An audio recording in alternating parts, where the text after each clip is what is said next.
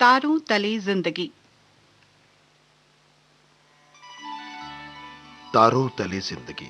इस सीरीज में हम आपके लिए लेकर आए हैं हिंदी साहित्य जगत की कुछ चर्चित कहानियों और उपन्यासों पर केंद्रित रेडियो नाट्य वाचन। आइए सुनते हैं मुंशी प्रेमचंद की कहानियों का रेडियो नाट्य वाचन। वाचन स्वर और प्रस्तुति काजल सूरी की है। कहानी कौशल।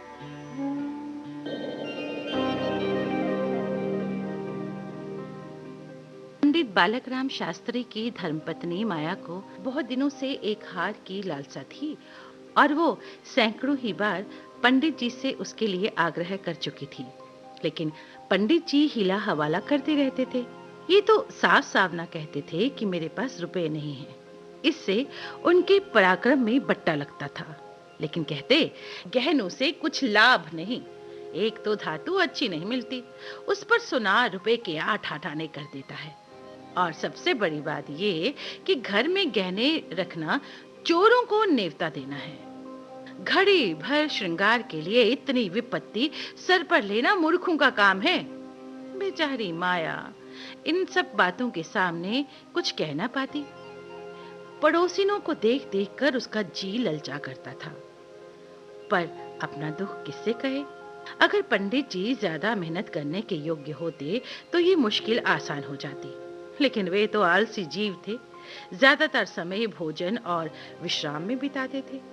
एक दिन पंडित जी पाठशाला से आए और देखा कि माया के गले में एक सोने का हार है। उन्होंने उससे पूछा, यह हार किसका है? माया बोली, पड़ोस में जो बाबूजी रहते हैं ना, उनकी पत्नी का है। आज उनसे मिलने गई थी तो ये हार देखा, बहुत पसंद आया। तुम्हें दिखाने के लिए पहन कर आई हूँ। बस एक ऐसा ही हार मुझे भी बनवा दो। पंडित, दूसरे की चीज नाहक मांग लाई, कहीं चोरी हो जाए तो हार तो बनवाना ही पड़ेगा, ऊपर से बदनामी भी होगी अलग। माया, मैं तो ऐसा ही हार लूंगी, 20 तोले का है। पंडित, फिर वही जिद। माया, जब सभी पहनती हैं तो मैं क्यों ना पहनूं? पंडित, सब कुएं में गिर पड़े तो तुम भी कुएं में गिर पड़ोगी। सोचो तो, इस वक्त इस हार के बनवाने में 600 रुपए लगेंगे, और अगर 1 रुपए प्रति सैकड़ा भी ब्याज रख लिया जाए तो 5 साल में 600 रुपए के लगभग 1000 रुपए हो जाएंगे। लेकिन 5 साल में तुम्हारा हार मुश्किल से 300 रुपए का रह जाएगा। इतना बड़ा नुकसान उठाकर हार पहनने से क्या सुख। ये हार वापस कर दो, भोजन करो और आराम से पड़ी रहो। ये कहकर पंडित जी बाहर चले गए। रात को एकाएक माया ने शोर मचाकर कहा, चोर चोर चोर चोर, हाय घर में चोर, मुझे घसीटे लिए जाते हैं चोर, अरे घर में चोर आ गए। पंडित जी हक बका कर उठे और बोले, कहाँ कहाँ, दौड़ो दौड़ो। माया, मेरी कोठरी में गया है, मैंने उसकी परछाई देखी। पंडित, लालटेन लेकर आओ, जरा मेरी लकड़ी लाना। माया, मुझसे तुम्हारे डर के उठा भी नहीं जाता। कई आदमी बाहर से बोले, कहाँ है पंडित जी, कोई सेंध पड़ी है क्या? माया, नहीं नहीं, खपरेल पर से उतरे हैं। मेरी नींद खुली तो कोई मेरे ऊपर झुका हुआ था। हाय राम, ये तो हार ही ले गया। पहने पहने सो गई थी, मुए ने गले से निकाल दिया। हाय भगवान। पंडित, तुम हार उतार कर क्यों नहीं सोई? माया, मैं क्या जानती थी कि आज ही ये मुसीबत गिर पड़ेगी। पंडित, अब हाय हाय करने से क्या होगा, अपने कर्मों को रो। इसीलिए कहा करता था कि सब घड़ी बराबर नहीं आती, ना जाने कब क्या हो जाए। अब आई समझ में मेरी बात। देखो, और कुछ तो नहीं ले गया वो? पड़ोसी लालटेन लिए आ पहुंचे। घर में कोना कोना देखा, छत पर चढ़कर देखा, आगे पीछे सब जगह देखा, कहीं चोर का पता ना था। एक पड़ोसी, किसी जानकार आदमी का काम है। दूसरा पड़ोसी, और कुछ तो नहीं ले गया? माया, और तो कुछ नहीं ले गया, बर्तन वगैरह सब पड़े हुए हैं, संदूक भी बंद है, पराई चीज ठहरी, भगवान उन्हें कौन सा मुंह दिखाऊंगी मैं? पंडित, अब गहने का मजा मिल गया ना। माया, अब मैं क्या करूं? पंडित, कितना समझाया, समझा समझा के हार गया, लेकिन तुम ना मानी। बात की बात में 600 रुपए निकल गए। अब देखूं भगवान कैसे लाज रखते हैं मेरी। माया, अब आगे मेरे घर का एक एक तिनका चुनकर ले जाते तो मुझे इतना दुख ना होता। अभी उस बेचारी ने नया ही बनवाया था। पंडित, खूब मालूम है, 20 तोले का था ना। माया, 20 तोले का ही तो कहती थी।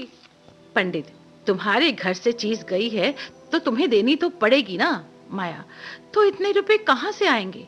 पंडित, कहीं ना कहीं से तो आएंगे ही, नहीं तो लाज कैसे रहेगी? मगर तुमने बड़ी भूल की। माया, मैं हूं ही अभागिनी। पंडित, अब पछताने और अपने को कोसने से क्या फायदा? चुप बैठो। पड़ोसिन से कह देना कि घबराओ नहीं, तुम्हारी चीज जब तक लौटा नहीं देंगे हमें तब तक चैन नहीं आएगा। पंडित बालक राम को अब रोज ही चिंता रहने लगी कि किसी तरह हार बने। इसलिए सारा आलस्य छोड़कर दिन रात काम में लगे रहते। दोपहर को सोना छोड़ दिया, रात को भी बहुत देर तक जागते। पहले केवल एक पाठशाला में पढ़ाया करते थे, लेकिन अब पाठशाला से आकर रात को 11-12 बजे तक जन्म कुंडलियां, वर्ष फल आदि बनाया करते। सुबह सुबह मंदिर में दुर्गा जी का पाठ करते। माया पंडित जी को देख देख कर कभी पछताती कि कहां से मैंने ये विपत्ति सर पर ले ली। कहीं बीमार हो गए तो लेने के देने पड़ जाएंगे। उसे पंडित जी को देख देख कर चिंता होने लगी। यहाँ तक कि 5 महीने गुजर गए। एक दिन संध्या के समय वो दिया बत्ती करने जा रही थी कि पंडित जी आए, जेब से पुड़िया निकाल कर उनके सामने फेंक दी और बोले, लो, आज तुम्हारे ऋण से मुक्त हो गया। माया ने पुड़िया खोली तो उसमें सोने का हार था। उसने पंडित जी से बहुत खुश होकर पूछा, खुश होकर दे रहे हो या नाराज होकर? पंडित, इससे क्या मतलब? ऋण तो चुकाना ही था ना, चाहे खुशी से हो या नाखुशी से। माया, ये ऋण नहीं है। पंडित, और क्या है? बदला सही। माया, बदला भी नहीं है। पंडित, फिर क्या है? माया, तुम्हारी निशानी। पंडित, तो क्या ऋण के लिए कोई दूसरा हार बनवाना पड़ेगा? माया, नहीं नहीं, वो हार चोरी नहीं गया था, मैंने झूठ मूठ शोर मचाया था। पंडित, सच? माया, हाँ, सच कहती हूँ। पंडित, मेरी कसम? माया, तुम्हारे चरण छूकर कहती हूँ। पंडित, तो तुमने मुझसे कौशल किया था? माया, हाँ। पंडित, तुम्हें मालूम है तुम्हारे कौशल का मुझे क्या मूल्य देना पड़ा? माया, क्या 600 रुपए से ऊपर? पंडित, बहुत ऊपर। इसके लिए मुझे अपने आत्म स्वतंत्र का बलिदान करना पड़ा।